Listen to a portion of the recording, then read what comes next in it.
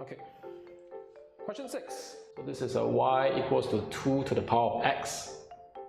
Okay, and we're going to draw n rectangles, which means that the width will be 1 over n. It didn't really say part 1, but I'm going to call this part 1.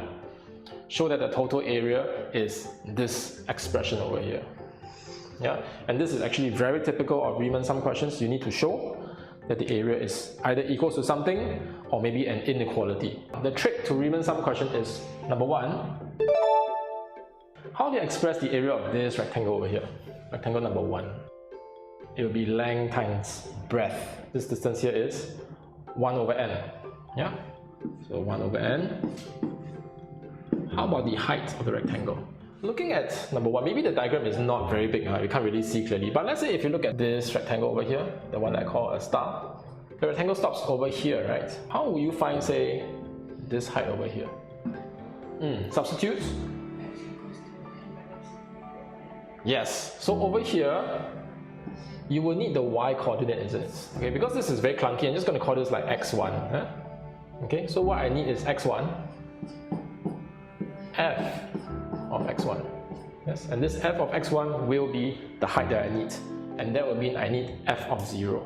So f of 0 will just be 2 to the 0 equals to 1. Okay, so here's tip number 2. Try to write the area of your rectangle as it is, right? I will not write 1, I'll actually go and write 2 to the 0, which is actually very similar to APGP. You're done APGP, right? So when you want to notice the pattern, we tend not to evaluate the actual values. We tend to want to leave the expression as it is. I don't want the explicit value. I kind of want just the expression 2 to the x, but the x is actually 0. Okay, and tip number 3 is try to write your expression in terms of the number. What do I mean by index number? Okay, so we can see this as rectangle number 1. And then I want to try to write this as something in terms of 1. Okay, so maybe I'll do something like 1 minus 1. Then we go to, what is the area of the second rectangle? Are we able to write very lazily the area of the second rectangle from the area of the first rectangle? So you might have heard me saying at the start of the lesson, the width is the same. So I can very lazily bring down the 1 over n. Right? I will need to evaluate this point now. 2 to the power of 1 over n. Okay, so it's at this point I might want to go back to my R1 and change this to maybe like 0 over n. And then maybe I'll have like the green one, I will change it to 1 minus 1 over n. Maybe it's not very clear at this stage why I will do things like that, but maybe later you'll see. Okay, then for this one, for R2, I'll change this to something like 2 minus 1 over n. Rectangle number 3. 2 over n. But I might want to change this to something like 3 minus 1 over n. So let's look at how we can find the area of all the rectangles. All of them, actually all the way to the last rectangle, they will have the same width. I'm just going to factor it out.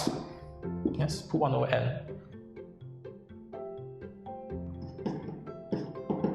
So this is where it really helps to have this thing, right? Try to write in terms of the index number. Can you see?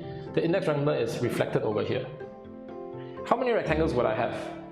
I will have n rectangles, which means my last rectangle would have this n minus 1 over n. Okay, and so that is the benefit of writing in terms of your index number. I don't have to stick to this very bothersome 1 minus 1, 2 minus 1, 3 minus 1. This is the partial sum of a GP. A is equals to my first term. What is R? How many terms do I have? Remember, we are summing up the area of n rectangles. So it just so happens that n equals to n over here. Huh?